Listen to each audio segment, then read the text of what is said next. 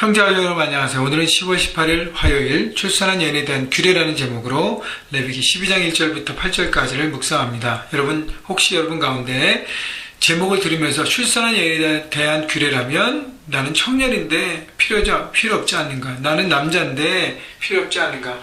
오직 아이를 낳은 여성에게만 필요한 말씀이 아닌가라고 생각하면서 말씀을 닫는 사람이 있을까봐 얘기합니다. 여러분 모든 말씀은 모든 사람에게 주었습니다. 그래서 하나님 이 말씀을 오늘 내게 왜 주시는지 생각해보고 묵상하고 깨달아야 하나님의 그 진리를 우리가 품고 오늘도 살 수 있는 것입니다. 내 마음과 내 생각으로 판단하지 마시고요. 말씀을 묵상하고 경청하시기 바랍니다. 1절 여호와께서 모세에게 말씀하여 이르시되 2절 이스라엘 자손에게 말하여 이르라 여인이 임신하여 남자를 낳으면 그는 이래 동안 부정하리니 곧 월경할 때와 같이 부정할 것이요. 자, 여인이 임신하여 이제 남자아이, 아들을 낳았을 경우에를 먼저 얘기합니다. 7일 동안 부정하다 그랬어요. 그래서 여성들이 생리할 때 일주일 동안 그렇게 피를 쏟는 것처럼 같은 얘기죠. 결국 몸에서 출산할 때 아기를 낳으면서 몸에서 피가 나오기 때문에 피가 몸 밖으로 나오는 것을 부정하게 여겼습니다. 그래서 이렇게 전쟁하거나 뭐 하다가 상처가 나서 피가 나오면 부정하게 됩니다. 몸이.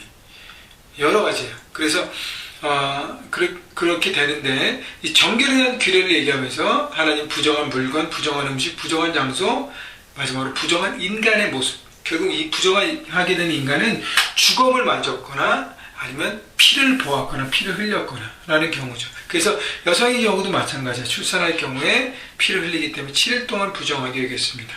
그리고 나서 3절 여덟째 날에는 그 아이의 포피를 뵐 것이요. 남자아이기 때문에 할례를 행합니다. 할례라는 것은 하나님 앞에 거룩하게 구별되게 드렸다는 의미인 것입니다. 이 아이도 하나님의 아들입니다. 하나님의 자녀입니다. 내 자녀라고 내가 낳았으니까 내 자녀를 움켜쥐는 것이 아니라 하나님께서 주신 생명이기 때문에 하나님의 아이입니다 하고 이 아이도 구별되게 드리는 것이 바로 할례죠. 여러분의 자녀들이 있잖아요.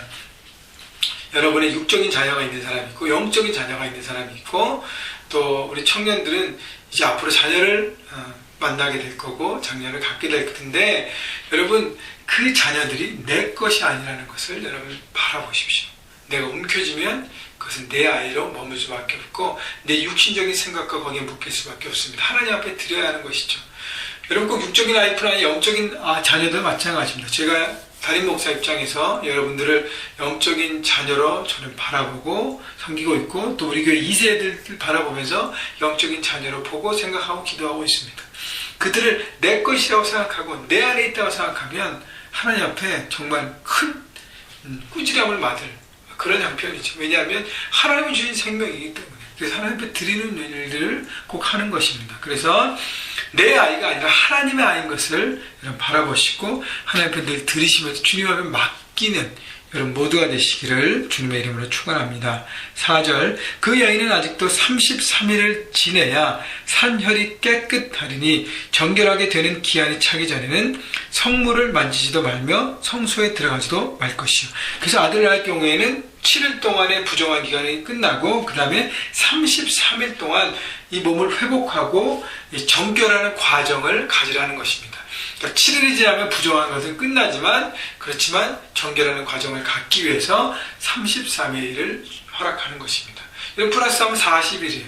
그래서 아이를 낳는다면 여러분 출산하고 지금도 몸조리 하지 않습니까? 우리 혜진이 여사님 지금 몸조리 열심히 하고 있는데 여러분 몸조리 하는 것은 뭐냐면 하나님 앞에서 쉼을 얻는 것이에요.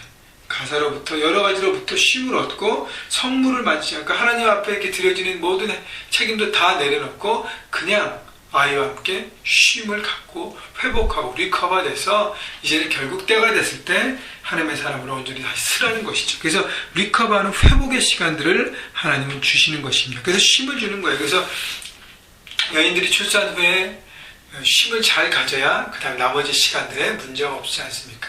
그렇죠? 그래서 남편 된 사람들은 아내가 잘 쉴 수 있도록 도와주고 좋아야 되고요. 꼭 출산하는 뿐만이 아니라 여러분 남편으로서 아내가 이렇게 잘 쉴 수 있는 공간과 마음을 줘야 되는 것입니다. 특별히 아내 중에서 이렇게 일하는 아내들 있잖아요. 일하는 아내들. 그런 일하는 아내들 얼마나 힘들겠습니까? 밖에서 일해야죠. 집에 오면 또 가사일도 챙겨야 되죠. 그때 쉼의 공간을 주고요. 남편도 힘들지만 그래도 우리는 더 힘이 있지 않습니까? 그죠? 그래서 설거지 돕고 집안 청소도 돕고 좀 이렇게 하면서 아내가 쉴 수 있도록 회복될 수 있도록 그래야 하나님 앞에 더 온전한 시간들을 드리고 그 일들을 할 수 있기 때문에 그 쉼과 회복의 시간들을 얘기하고 있는 것입니다. 5절 여자를 낳으면 그는 2일에 동안 부정하리니 월경할 때와 같을 것이며 사녀를 깨끗하게 되면 66일을 지내하리라. 자, 딸 아이를 낳으면 14일 동안 부정하다 그랬고 66일 동안 회복의 시간을 준 것입니다. 왜 딸은 2배의 시간을 줬을까? 여러 가지 생각과 추측이 있는데 정답은 없습니다. 근데 제가 생각하기에 하나님 왜 그랬습니까? 왜 이렇게 했습니까? 이렇게 생각하면서 하나님께 주신 마음은 그런 것 같아요. 그 당시에 딸 아이는 아들보다 더 가치가 없었습니다. 죄송하지만 당시 문화는 그랬어요. 그래서 딸을 낳으면 많이 이렇게 실망한 부분이 있었습니다. 그래서 어떻게 66일이라는 동안 더 회복하는 시간을 주면서 그 모든 것들을 자아에게 추스리고 다시 쓸 수 있도록 아마 하나님께서 배려한 시간이 아닌가라는 생각이 들어요. 그래서 당시의 문화를 우리가 좀 이해하고 하나님의 위로와 하나님의 격려, 낙심으로도 회복되고 일어나는 시간을 하나님 주시지 않았을까? 저도 잘 모르겠습니다. 그렇지만 그래서 하나님께서 이 회복의 시간을 주셨기 때문에 어쨌든 딸을 낳든 아들을 낳든 그 모든 시간들을 갖게 하는 것이죠. 6절 아들이나 딸이나 정결하게 되는 기한이 차면 자, 그 모든 시간 아들 낳으면 40일 7일 플러스 33 딸을 낳으면 14 플러스 66 80의 시간을 지나면 그 여인은 번제를 위하여 1년 된 어린 양을 가져가고 속죄제를 위하여 집비둘기 새끼나 산비둘기를 회막 무는 제사장에 가져갈 것이요 7절 제사장은 그것을 여호와 앞에 드려서 그 여인을 위하여 속죄할지니 그리하면 사녀이 깨끗하리라. 이는 아들이나 딸을 생산한 여인에게 대한 규례니라. 자, 그래서 그 여인은 그 정한 기한이 다 차면 그 다음에는 번제와 속죄제를 드리라 했습니다. 속죄제를 드리는 이유는 출산이 범죄라고 얘기하는 것이 아니에요. 출산은 하나님의 축복이고 자녀는 하나님의 축복인 것입니다. 근데 왜 하냐?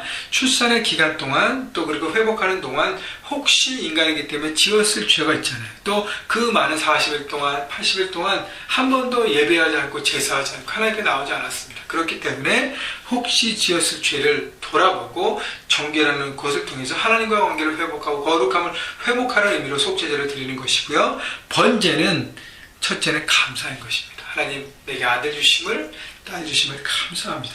출산에 대한 감사를 고백하는 것이고요. 그 다음에 뭐냐면 다시 하나님의 사람으로 헌신하고 나가고 그렇게 사명을 다하겠다는 고백, 헌신의 고백인 것입니다. 왜냐하면 40일 동안 80일 동안 하나님의 사람으로서의 그 일들을 제대로 하지 못했잖아요. 그저 또 임신 중에 또 오랜 시간 동안 9개월이라는 시간은 온전하게 그렇게 또 움직일 수 없기 때문에 이제는 다시 하나님의 사람으로 하나님의 주신 사명 가운데 삶의 현장에서 최선을 다하겠습니다라고 하는 것이죠. 또 9개월 동안 물론 하나님께 바라봤지만 아이에게 많이 집중되었지 않습니까? 그래서 이제는 하나님 앞에 내 중심을 드리고 하나님 앞에 온전하게 드려지는 것입니다. 여러분 이렇게 부모가 하나님 앞에 온전하게 서고 거룩해 하고 자기의 자리를 찾고 사명 가운데 나아갈 때 자녀는 그것을 배우고 견고하게 서가는 것입니다. 부모가 행복하지 않고 부모가 하나님 관계에 흔들리고 부모가 온전히 서 있지 않으면 자녀는 흔들릴 수밖에 없습니다. 그래서 이런 부모로서 하나님과 관계를 철저하게 하나님과 관계를 정말 모든 죄악을 십자가의 벌로 정결케 하면서 거룩하게 서야 될 필요가 있습니다. 여러분 청년들도 마찬가지예요. 여러분 그런 남성과 그런 여성으로 준비되고 성숙되어야 결혼할 수 있는 준비가 되는 것입니다. 물론 재성적인 준비도 되고 커리어도 되고 여러 가지들 다 준비되어 있지만 가장 중요한 건 하나님과 나와의 관계가 온전하게 견고하게 서는 것이 더 중요한 것입니다. 8절 그 여인이 어린 양을 바치기에 힘이 미치지 못하면 산비둘기 2마리나 집비둘기 새끼 2마리를 가져다가 하나는 번제물로 하나는 속죄물로 삼을 것이요 제사장은 그를 위하여 속죄할지니 그가 정결하리라. 자, 재정적으로 어려운 사람들에게는 형편에 맞춰 드리라고 제사의 동물을 하나님께서 배려하십니다. 그래서 무엇을 드렸느냐 중요한 것이 아니라 내 중심을 다하고 있는가, 내 삶에서 최선을 다하고 있는가, 하나님은 그것을 보는 것이죠. 여러분 오늘 말씀을 정리하면서 크게 2가지입니다. 결혼, 출산, 아이들, 자녀의 축복입니다. 자녀는 하나님의 축복이에요. 그래서 육적인 어떤 자녀들을 우리가 바라보면서 하나님의 축복을 경험하고 감사하고 하나님 주신 자녀들을 잘 키워가고 양육해야 될 의미가 있습니다.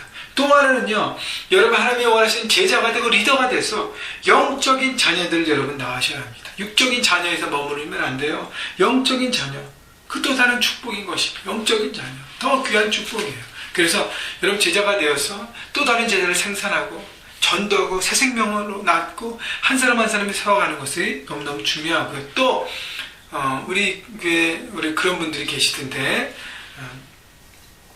이렇게 외부에 버려진 아이들, 또 소외된 아이들, 가난한 아이들, 미국뿐 아니라 그 주변에, 그래서 월드비전이나 굿네이버에서 하는 곳곳에서 이렇게 재정적으로 물질을 드리고 나누고 기도하면서 영적인 아이들을 이렇게 서포트하고 섬기는 분들이, 귀한 분들이 계십니다. 여러분 너무 귀한 거예요.